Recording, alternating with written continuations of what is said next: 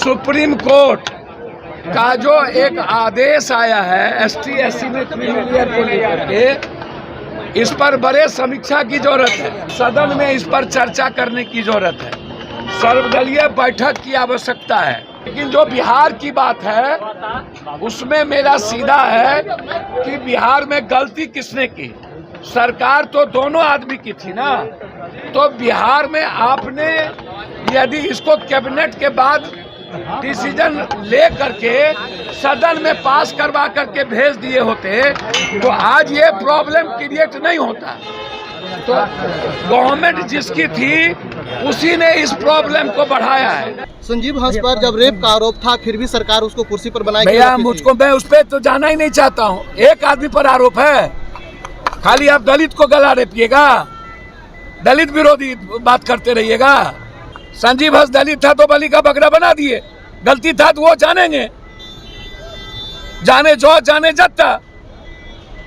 लेकिन और आईएएस है ना भाई, लगभग जो पटना में 20 सालों से सेक्रेटरी बैठे हुए हैं, सब लोग कौन कौन बिजली बेचा है कलकत्ता के व्यापारियों से, हम सदन में सबको उठाने वाले हैं। नमस्कार, स्वागत है आपका लाइव बिहार में आपके साथ है संजीव सिंह। कि इन दिनों देश में आरक्षण का मुद्दा काफ़ी गर्म है। तमाम जो विपक्षी है वो सरकार पर आरक्षण को लेकर के लगातार हमला कर रहे हैं। इसी कड़ी में पूर्णिया से सांसद पप्पू यादव ने भी आरक्षण को लेकर के जम के सरकार पर हमला किया और साफ तौर पर कह दिए कि अगर सरकार चाहती तो बहुत पहले आरक्षण को लागू कर देती। आरक्षण पर विचार की जरूरत है, सर्वदलीय बैठक की जरूरत है और साथ ही साथ उन्होंने कहा है कि संसद में जो है इसकी आवाज़ उठनी चाहिए और हम आवाज़ उठाएंगे। तो साथ ही साथ आईएएस संजीव हंस को लेकर के भी उन्होंने कई तरह की बात की है कि वो गरीब है, दलित है, इसीलिए उसको प्रताड़ित किया जा रहा है, उस पर जांच हो रही है। लेकिन उसके जैसे कई ऐसे आईएएस हैं जिस पे जांच होनी चाहिए और उन्होंने कहा है कि अगर संजीव हंस दोषी हैं तो उस पर भी कार्रवाई होनी चाहिए। साथ ही साथ और भी कई मुद्दों को लेकर के क्या कुछ कह रहे हैं पप्पू यादव, पहले आप उनके बयानों को सुनिए। सर, तेजस्वी यादव ने कहा है कि अगर उनको सरकार गिरा देना चाहिए अगर नीतीश कुमार आरक्षण नहीं बढ़ा सकते हैं। देखिए, दो बात समझिए। पहले तो जो लगातार बच्चे की मौत हो रही है कोचिंग वाले में, उसमें है कि पटना में जितना कोचिंग माफिया है, कोचिंग माफिया के लिए एक गाइडलाइन बने, एक एडवाइजरी बने, उस पर सरकार का अंकुश हो।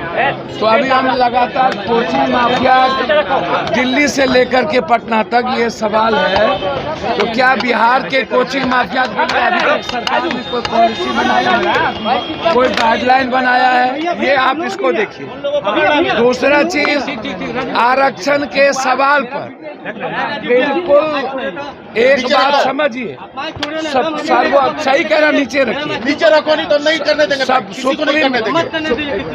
सुप्रीम कोर्ट का जो एक आदेश आया है एसटी एससी में क्रिमिलियर को लेकर के, इस पर बड़े समीक्षा की जरूरत है। एक तरफ आरक्षण को लगातार कतल करने की, दूसरे तरफ आरक्षण जब बिहार में या तमिलनाडु में पहले भी दिया गया 67%, उसके बाद मेरा एक आग्रह है, सिर्फ यह कहना कि नीतीश कुमार जी यदि डबल इंजन इसको अध्यादेश नहीं ला पाते हैं या तो क्या बोलेंगे आप लोग, ऐसे करिएगा तो। भैया मैं क्या कह रहा हूँ सुनिए। मेरा कहना ये है कि आरक्षण के सवाल पर 7 जज का जो आदेश है इस पर बड़े समीक्षा की जरूरत है और सदन में इस पर चर्चा करने की जरूरत है। सर्वदलीय बैठक की आवश्यकता है। अब एसटी एससी में जिसकी आर्थिक, सामाजिक, शैक्षणिक आज भी 1.7 से ऊपर नहीं है और वहाँ भी क्रिमिलेयर की बात होगी तो निश्चित रूप से एक समीक्षा की जरूरत है और उस पर अध्यादेश लाने की जरूरत है। लेकिन जो बिहार की बात है उसमें मेरा सीधा है कि बिहार में गलती किसने की? सरकार तो दोनों आदमी की थी ना। तो बिहार में आपने यदि इसको कैबिनेट के बाद डिसीजन ले करके सदन में पास करवा करके भेज दिए होते तो आज ये प्रॉब्लम क्रिएट नहीं होता। तो गवर्नमेंट जिसकी थी उसी ने इस प्रॉब्लम को बढ़ाया है। आज जरूरत है बिहार के 67% आरक्षण पे केंद्र सरकार को जो हाई कोर्ट और सुप्रीम कोर्ट में जाकर के जो स्टे किया है उसके खिलाफ अध्यादेश लाने की। मैं यह नहीं कहूंगा कि वापस ले लीजिए, वो कर लीजिए, लेकिन जब दोनों आदमी की सरकार थी तो फिर गलती कहाँ हुई?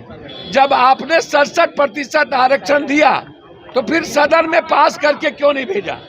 और आज सबसे पहले सत्ता पक्ष और विपक्ष दोनों मिलकर के यहाँ सदन से पास करके भेज दे, तो गलती तो पहले ही हो चुकी है।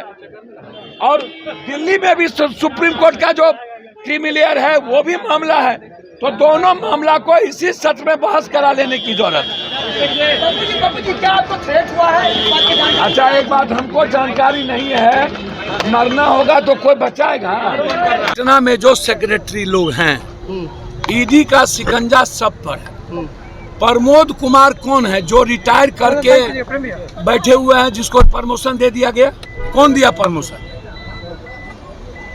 चीफ सेक्रेटरी बदलने की तैयारी 20-20 करोड़ रुपया लेकर के हो रही है। कौन कर रहा है? भैया डीजी यहाँ से क्यों जा रहे हैं? क्या कारण है? क्या सब कुछ अच्छा नहीं चल रहा है? यहाँ पटना में भी IS लॉबी में जाति का खेल हो रहा है। काहे? संजीव हंस पर जब रेप का आरोप था फिर भी सरकार उसको कुर्सी पर बनाई। भैया मुझको, मैं उस पर तो जाना ही नहीं चाहता हूँ। एक आदमी पर आरोप है, खाली आप दलित को गला रेपिएगा, दलित विरोधी बात करते रहिएगा। एक IS पर है।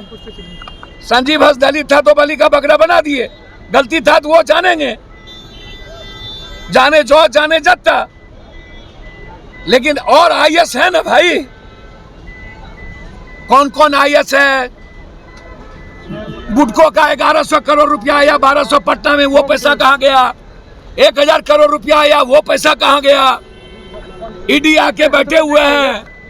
एक सीनियर IS का बेटा का भी नाम आ रहा है आय से अधिक संपत्ति पर। भैया एक सीनियर IS का बेटा ही नहीं, लगभग जो पटना में 20 सालों से सेक्रेटरी बैठे हुए हैं, सब लोग कौन कौन बिजली बेचा है कलकत्ता के व्यापारियों से, हम सदन में सबको उठाने वाले हैं, आप सुनते जाइएगा। सर कह रहा है कि जब ईडी को जब छापेमारी हो रही तो जदयू नाराज है। भैया मैं कुछ नहीं जानता हूँ जदयू नाराज है, कौन नाराज है।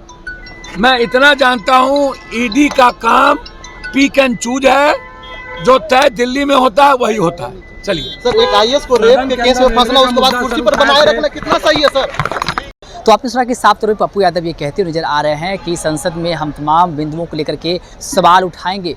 साथ ही साथ उन्होंने आरक्षण को लेकर के कहा है कि अगर सरकार चाहती तो कब का आरक्षण दे देती, लेकिन सरकार की ऐसी मंशा ही नहीं है आरक्षण देने की। इस पर सर्वदलीय बैठक होना चाहिए और सर्वसहमति से इसे लागू करना चाहिए। और साथ ही साथ उन्होंने IS संजीव हंस को लेकर के भी कई सारे खुलासे किए हैं और साथ ही साथ और कई IS अधिकारी हैं, सेक्रेटरी है, जिसको लेकर के कई सारी बातें कही। आप इस समय क्या कुछ करते हैं, आप अपनी राय प्रतिक्रिया कमेंट बॉक्स में दे सकते हैं। आप देख रहे हैं लाइव बिहार। बहुत बहुत धन्यवाद।